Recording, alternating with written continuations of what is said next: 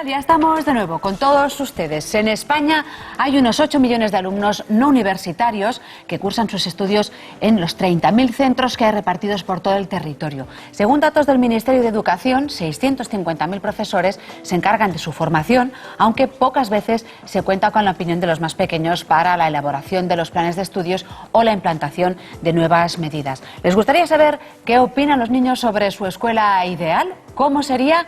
Pues hemos hablado con ellos y les lo vamos a mostrar en la tertulia de educación. Sí, Marta, una tertulia que comenzamos, pero primero vamos a presentar a nuestros invitados que nos acompañan en la mesa de Para Todos Lados. Ellos son, por un lado, Miguel Ángel Prats, director del grado de Educación Infantil en la Facultad de Blanquerna, Universidad Ramon Llull. Bienvenido. Gracias, buenos días. Y saludamos también a Salvador Rodríguez Ojaos, es pedagogo y editor de materiales didácticos. Bienvenido. Hola, buenos días. Bueno, no sé cuál es su opinión. ¿Creen que no se tiene demasiado en cuenta a los alumnos, tengan la edad que tengan, a la hora de desarrollar contenidos y funcionamiento de la escuela, Miguel Ángel? Bueno, quizás se tendría que tener más en cuenta, ¿no? Se les tendría que escuchar más, ¿no? Quizás ver la mirada que tienen es muy interesante. Muchas veces cuando haces algún tipo de focus, cuando haces algún tipo de puesta en común con ellos, ¿no?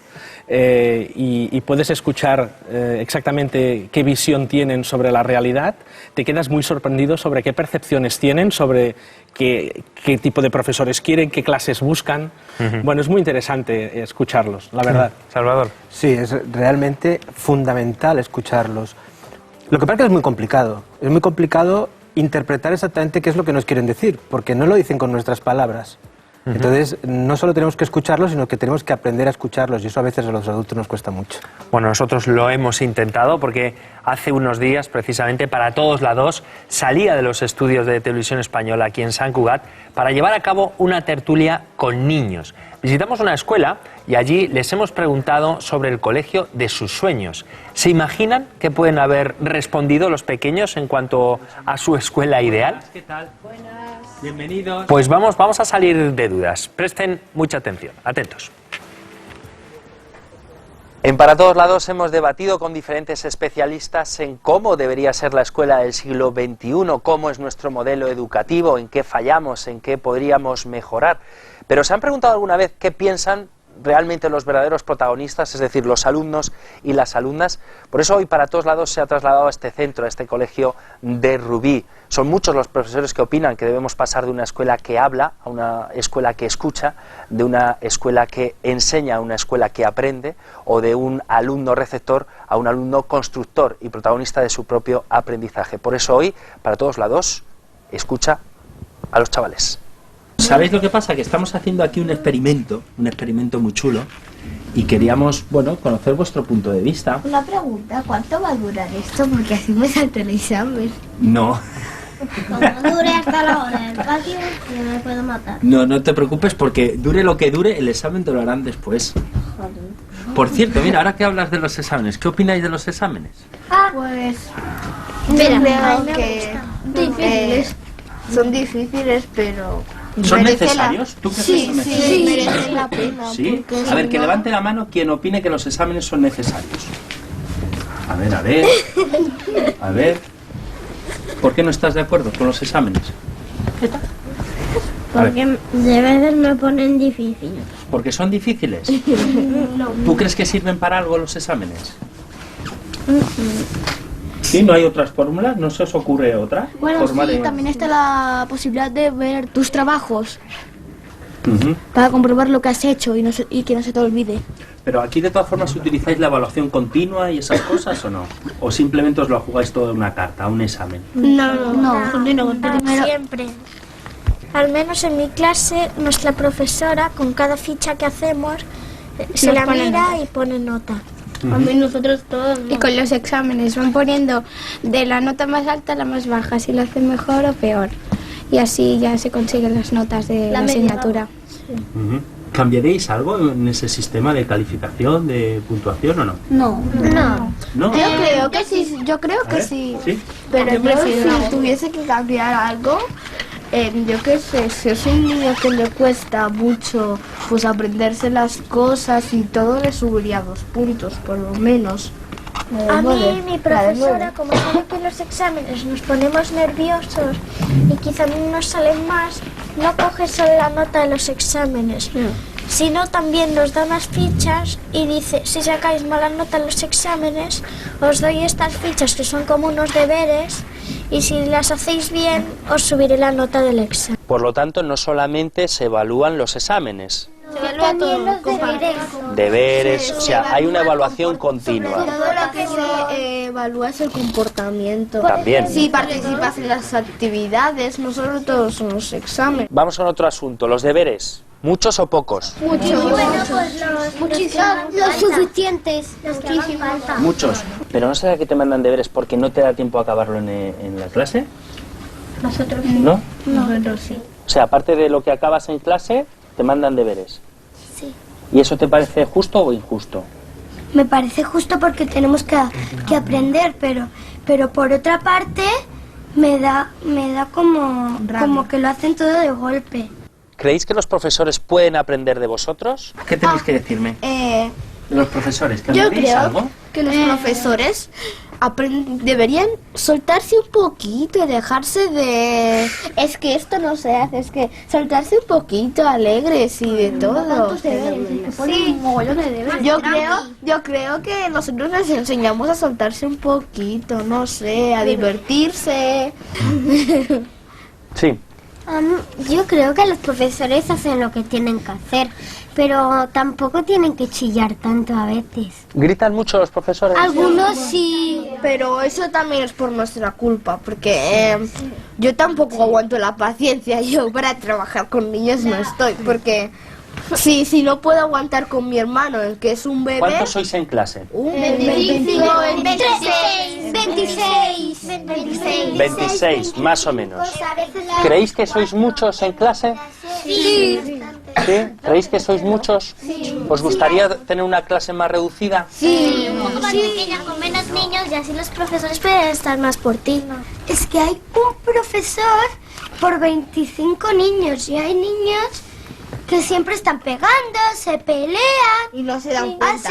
Hacen daño a los demás, trabajan mal. Me tenéis que completar esta frase, ¿vale? El mejor profesor es aquel que... ¿Escucha? ¿Que escucha? Más. ¿Que escucha más? Que explica mejor. ¿Que explica mejor? El que da modelo a seguir. ¿El que da un modelo a seguir? Que enseña bien. El que siempre te ayuda cuando lo necesitas. El que no grita. El que está por ti. El que nos quiere. El que se suelta un poco. El que te ayuda en cualquier cosa, es que... Sí. El que enseña de forma entretenida.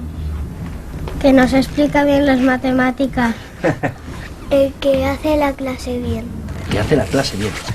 El que da oportunidades cuando te portas mal. Vamos a hablar ahora un poquito de las nuevas tecnologías, ¿vale?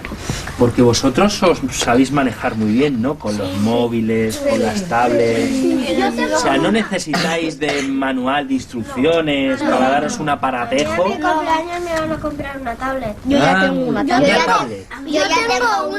Yo ya tengo una tablet. Pero no tengo WhatsApp. Vamos por partes. De los pequeños, ¿alguien más tiene tablet? ¿Tienes tablet también? ¿Y tú? Pero bueno, y tú también. La tablet hago matemáticas. Ah, amiga, fijaros. ¿Quién, aparte de jugar, utiliza la tablet para otras cosas? Como ella para las matemáticas. Estoy con los pequeños, ahora voy con los mayores. A ver, cuéntame. Para leer lecturas y para hablar con amigas. También. Yo la utilizo para sumar, restar y a veces en internet me pongo como unos libros que se leen. ¿Que aquí en el colegio se utiliza como herramienta educativa? No, los ordenadores sí, pero la tablet no. Y no nos dejan traerlos al cole. ¿No? A ver, lo que es móviles, tablets, chuches, al cole no. No. Bueno, nos dejan, pero ¿No? No nos dejan traerlos. Entonces, ¿cómo se enseñan las nuevas tecnologías en este colegio? Con ordenadores. ¿A cuántos ordenadores tocáis por alumno? No sé, pero nos ponen por parejas en mi clase, por Porque hay menos. Hay como un carro o dos llenos de ordenadores y lo vamos cogiendo por ciclos. Claro, creo que hay dos carros de ordenadores. Uno para un ciclo superior y otro para el ciclo... Porque ellos ya se organizan cuando le toca a esta clase los ordenadores, o a esta, o a esta. ¿Os gustaría que os dejaran traer la tablet Sí. al colegio? sí, pero no usarla. Pero porque no se desconcentraría en los deberes y en todo. Y luego a la hora del examen. Pero a la hora del patio. ¿Sabéis que hay colegios que utilizan la tablet como Sí, yo libro veo de las texto? noticias. ¿Y qué os parece esa idea? Bien. Está muy bien. Siempre y cuando lo utilicen con siempre y cuando lo utilicen con para deberes, no para copiar. Para leer. Estaría bien. A mí para leer libros en la tablet no me gusta. No sé, me desconcentra, no sé. Te duelen los ojos. Yo prefiero con el libro normal en la cama y ya está. Ujú. La lectura mejor en libro de texto que en tablet, que en digital. Si fuese todo con tecnología, dentro de unos años los niños que fuesen, pues quizás ya no sabrían ni lo que es un libro. Ya ves. ¿Cómo sería la escuela ideal?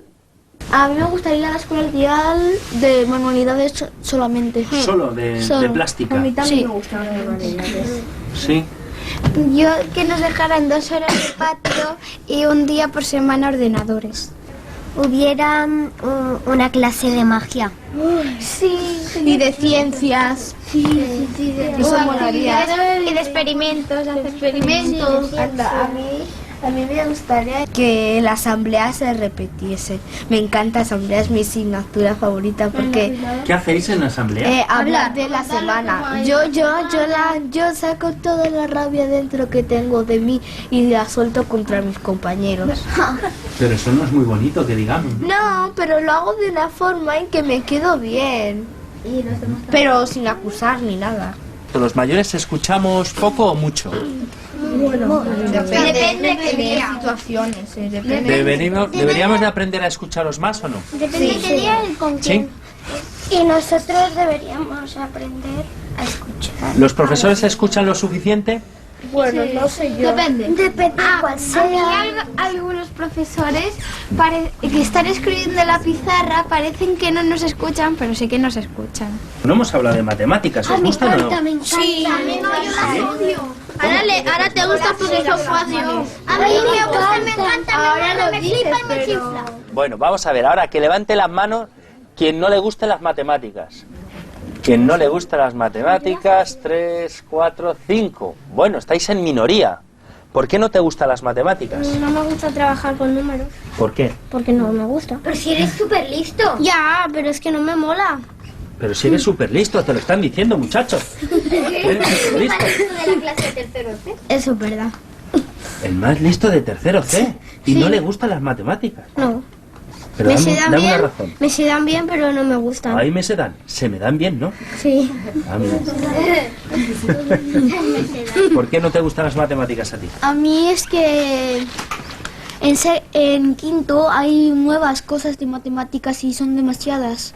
¿Aprendís las matemáticas jugando también o no? Sí, Bueno, no os podéis quejar entonces. Es que es lo que dice mi profe, que en todos los sitios que vas es matemáticas. Mira, con figuritas, cuéntame eso, perdona. Eso es lo que hacíamos. con cuadraditos, con líneas, con cositas de esas. ¿Y es más divertido aprenderlo así o no? Volviendo a lo de las matemáticas, que nosotros ahora estamos haciendo un proyecto de la alimentación, Como nosotros.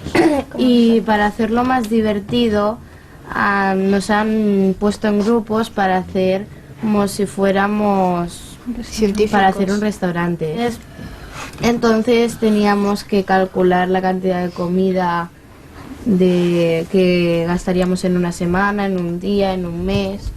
Hacemos matemáticas En esa parte también hacemos plástica porque tenemos que hacer el diseño del menú, el logo, todo. Después hacemos también naturales porque tenemos que adaptar el menú para diferentes personas, para los vegetarianos, para los celíacos, para los diabéticos y... Bueno, el proyecto la verdad que está muy interesante, ¿no? Sí. ¿Cómo mezcláis todo?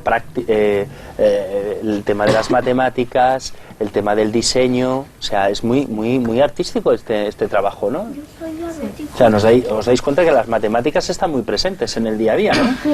Sí. Yo me acuerdo de que cuando íbamos a tercero, las tablas de multiplicar nos las enseñaban con canciones.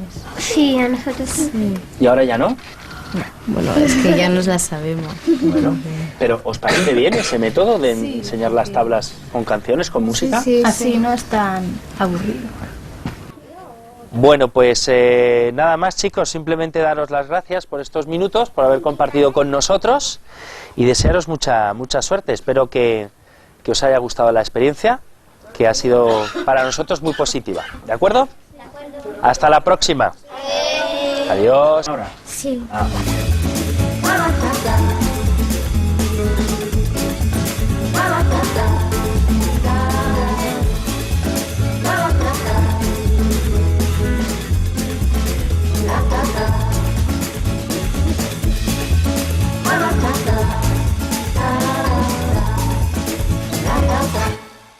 Bueno, Miguel Ángel, Salvador, hemos escuchado a los protagonistas.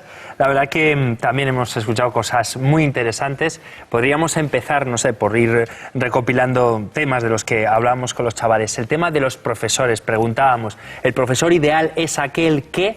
Vamos a recuperar un trocito de aquel momento. Me tenéis que completar esta frase, ¿vale? El mejor profesor es aquel que... ¿Escucha? ¿Que escucha? ¿Más? ¿Que escucha más? Que explica mejor. ¿Que explica mejor? El que da modelo a seguir. ¿El que da un modelo a seguir? Que enseña bien. El que siempre te ayuda cuando lo necesitas. El que no grita. El que está por ti. El que nos quiere. El que se suelta un poco. El que te ayuda en cualquier cosa, es que... Sí. El que enseña de forma entretenida. Bueno, parece ser que los profesores escuchan poco o la escuela escucha poco, Miguel. Sí, es cierto. Yo la verdad es que cuando los iba escuchando, esto estaría muy bien que algún que otro político lo pudiera verdaderamente escuchar también. Iba haciendo un listado de los cinco valores más importantes, ¿no? Y yo al menos me quedo con escuchar, aquel que escucha, en primer lugar, aquel que explica, ¿no? Aquel que en el fondo conoce. Lo que están pidiendo es cosas de sentido común en el ámbito docente, ¿no? Aquel que te conoce, aquel que te reconoce, ¿no? En el fondo los alumnos, ¿qué quieren? Pues que se sientan reconocidos, ¿no? Conocidos, pero también reconocidos también por el grupo, ¿no? Sí. Ha habido una cosa que me ha llamado mucho la atención, que es que sea un modelo a seguir. Esto, que te lo diga un alumno de estas edades, realmente, bueno, no deja de sorprenderme, francamente, ¿no? Porque en el fondo también buscan un referente, ¿no? Y por último, me ha encantado, lo hemos compartido también con Salva, el hecho de que se suelten el pelo, ¿no? Que se suelten, ¿no? O sea, aquellos alumnos que valoran de un profesor que se suelte, que salga del guión, que salga del guión, que quizás nos están dando una señal muy importante, que es que estamos demasiado guionizados, ¿no? En el fondo, que un alumno nos diga que se suelte, es que quizás estamos demasiado presionados, ¿no? ¿Encorsetados, Salvador, quizás? Totalmente, pero hay una cosa que coincido plenamente con Miquel Ángel, pero hay una cosa que me llama mucho la atención. Fijaros que no ha dicho en ningún momento nada sobre que sepa mucho sobre la materia que imparte. En ningún momento ha salido que el profesor tenga que saber mucho sobre la materia que imparte. Tiene que querernos, tiene que ser un buen comunicador, nos tiene que escuchar. Hoy en día el conocimiento está ya fuera de nosotros, es tan cambiante que no necesitamos trabajarlo en la escuela de una manera tan intensa como antes o de una manera memorística como antes. Pero para ser un buen comunicador, para ser un buen comunicador hay que tener empatía con los alumnos, fundamental. Tienes que saber lo que buscan, lo que pretenden, lo que quieren, qué intereses tienen. Tienes que estar a su lado, los tienes que querer de una manera simbólica, por supuesto, pero tienes que tener absoluta empatía con ellos, tienes que conocer sus intereses, tienes que ponerte en su lugar. Tú te tienes que adaptar a tus alumnos, no tus alumnos a ti. Que eso es un mal que tienen muchas escuelas, que son los alumnos los que se tienen que adaptar a la escuela y no la escuela a los alumnos. Y eso creo que es un matiz muy importante. Hay que replantear entonces la manera de dar las clases, Miguel Ángel. Bueno, yo creo que en el fondo lo que nos están reclamando, ¿no?, es lo que en estos momentos también se denomina el aprendizaje personalizado, que muchas veces se malinterpreta, ¿no? Por aprendizaje personalizado hablamos de tres grandes principios, ¿no? El principio de autonomía, es decir, que tú seas capaz de ayudar a los alumnos para que sean autónomos. El principio de socialización, es decir, que tú seas capaz también de que ellos puedan de alguna manera trabajar en grupo y que puedan también, pues, de alguna manera compartir el conocimiento que vayan adquiriendo. Y sobre todo también te piden atención individualizada. Atención individualizada, que los atiendas, te piden tiempo, ¿no? Por lo tanto, en el fondo, ¿qué nos piden? Cambiar el modelo, ¿no? En el fondo, cambiar muchas de las cosas que estamos haciendo. Claro, los chavales piden tiempo, pero ¿cómo se les da tiempo cuando también otra de sus quejas es que son muchos en clase? Bueno, esto es una cuestión política. Según yo he oído decir algún político, es hasta incluso positivo. He oído decir, no voy a decir quién, pero es un político que ha dicho que incluso es positivo que haya muchos alumnos en clase. Es totalmente falso. Los alumnos hay atención. ¿Por qué tiene que haber un profesor por aula? Yo conozco centros que utilizan más de un profesor por aula. Sí. Eso les permite hacer grupos dinámicos, hacer en un rincón una cosa, en otro rincón otra cosa. Los profesores, el aula no es propiedad de un profesor. El aula tendría que estar abierta a que entren otros profesores, a que haya otras palabras, que haya otras personas, que se abran las aulas, que haya más atención a los alumnos gracias a que haya más profesorado. Menos alumnos en clase, más atención. Eso es una regla matemática. ¿Cuál sería el número ideal de alumnos? Depende del tipo de escuela que queramos, ¿no? Pero yo creo que un máximo de 15 podría ir por ahí, no lo sé si... Mira, nosotros en el ámbito universitario, concretamente en Blanquerna, la Universidad Ramon Llull, lo que hacemos son seminarios, ¿no? Que son grupos reducidos de 15 alumnos, entre 12 y 15 alumnos, tutorizados y llevados por un tutor, ¿no? Claro. Esta dinámica de trabajo a nosotros nos funciona muy bien, ¿no? Esto también llevado a las aulas en este caso de primaria o secundaria, esto también se podría llevar, ¿no? Yo creo que en el fondo, como decíamos antes, cada uno de ellos iba expresando de alguna manera algunas de las cuestiones que el propio sistema reclama, ¿no? Otra de las cuestiones, fíjate, es el hecho de que el profesor, cuando decíamos lo del se suelte, yo me he quedado mucho ahí en el tema del se suelte. Cuando un profesor es capaz de soltarse, también significa que quizás es capaz de trabajar no tan solo en la clase, no tan solo en el aula. Yo creo que nuestra herencia educativa está muy anclada aún en el que tú cierras tu aula, ahí estás solo con tus 25, 30, etcétera, y ahí nadie sabe exactamente qué ocurre, etcétera, ¿no? Quizás el nuevo modelo educativo del que siempre andamos buscando, ¿no? Quizás es un modelo que el aula se abre y también se va abriendo para que los profesores puedan hacer, ya sé que voy a utilizar una expresión inglesa, ¿no?, el team teaching, ¿no?, es decir, que puedan trabajar 2 profesores en el aula, incluso el grupo 2 o 3 profesores en el aula. Esto puede ser muy costoso. Bueno, quizás no. Se está probando en algunas escuelas también de aquí Barcelona en el que los grupos se unen y puedes hacer economía de escala, ¿no? Y puedes tener entre 2 o 3 profesores con un grupo un espacio más grande y un grupo un poco más extenso, ¿no?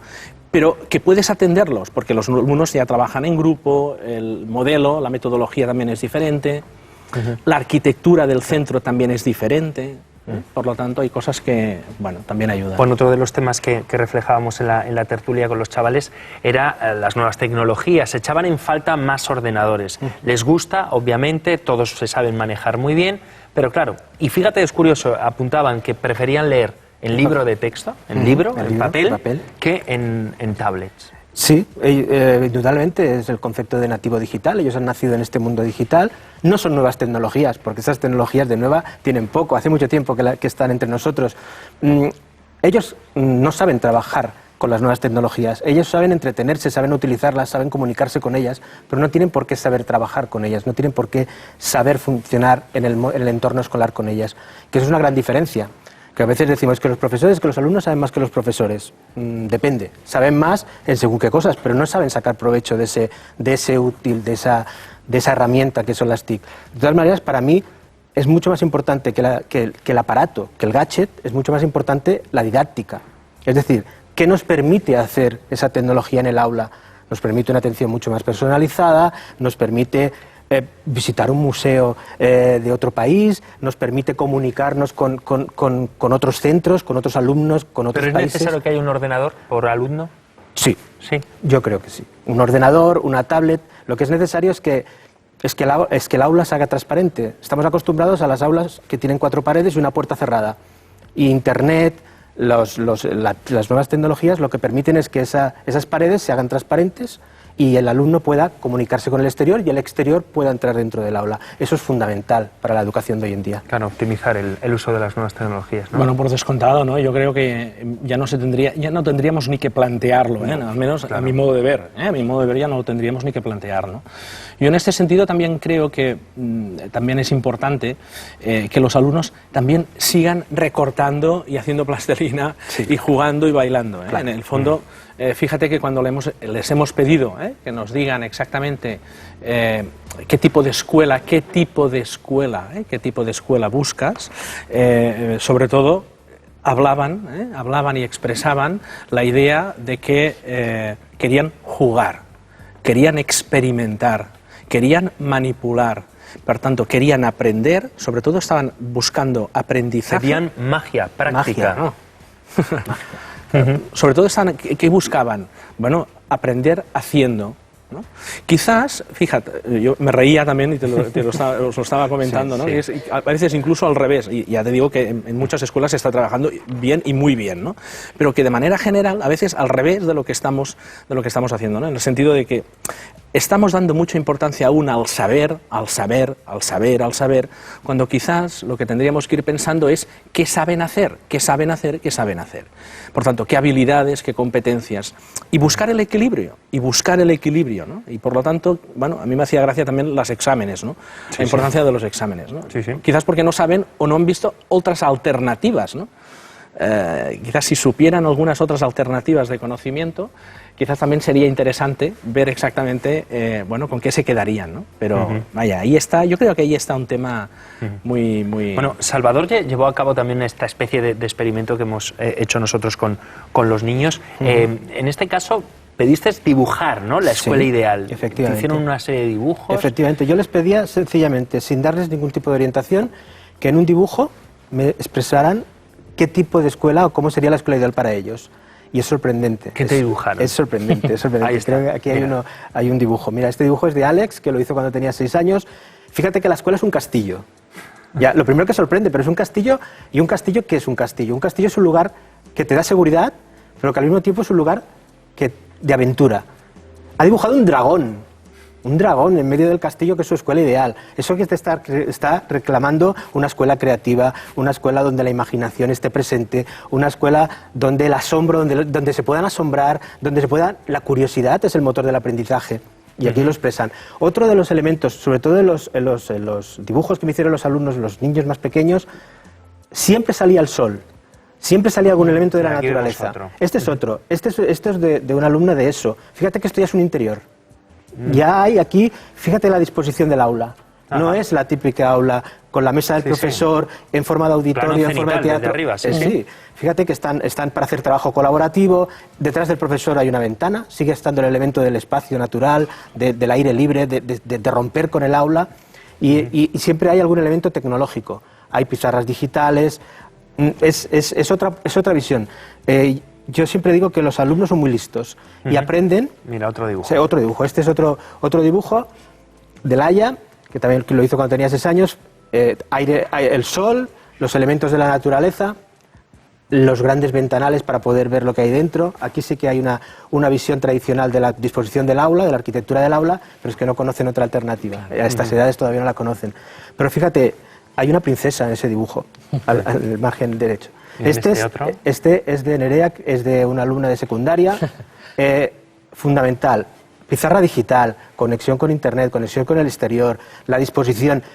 Ella, en la parte de atrás del dibujo, me puso, tiene que ser un aula que tenga una decoración bonita, acogedora, y la puerta tiene forma de corazón. Es la mezcla entre la tecnología y lo que decíamos antes, ¿no? El sentimiento, el que los alumnos estén a gusto en el aula. ¿Por qué las aulas tienen que ser frías y estar estáticas? Puede ser un lugar acogedor, puede ser un lugar cómodo, un lugar agradable. Pues vamos a ir recogiendo conclusiones entonces. ¿Cómo educar y orientar con ojos de niños? Bueno, en primer lugar yo diría que primero escucharlos, quizás escucharlos más y buscar la complicidad. Yo a veces creo que quizás no los hacemos más cómplices, ¿no? Y más cómplices significa que a veces cuando cuentas con su mirada, su ayuda, su complicidad, tenemos mucho ganado, ¿no? ¿Qué significa? Significa, por ejemplo, te voy a poner un ejemplo. Hace poco estuvimos haciendo un estudio con la Fundación Bofill respecto a todo el tema del aprendizaje móvil, ¿no? Una de las cosas que vimos es que aquellas escuelas que han contado con los alumnos para tener normas y reglas en el uso de los dispositivos móviles en las escuelas y en las aulas son aquellas que quizás triunfan más para poder utilizar los dispositivos en un uso exitoso del aprendizaje, porque son los propios alumnos que se han autorregulado. Por lo tanto, para empezar, si contamos con ellos, con la complicidad de ellos, ahí tenemos un máximo aliado, ¿no?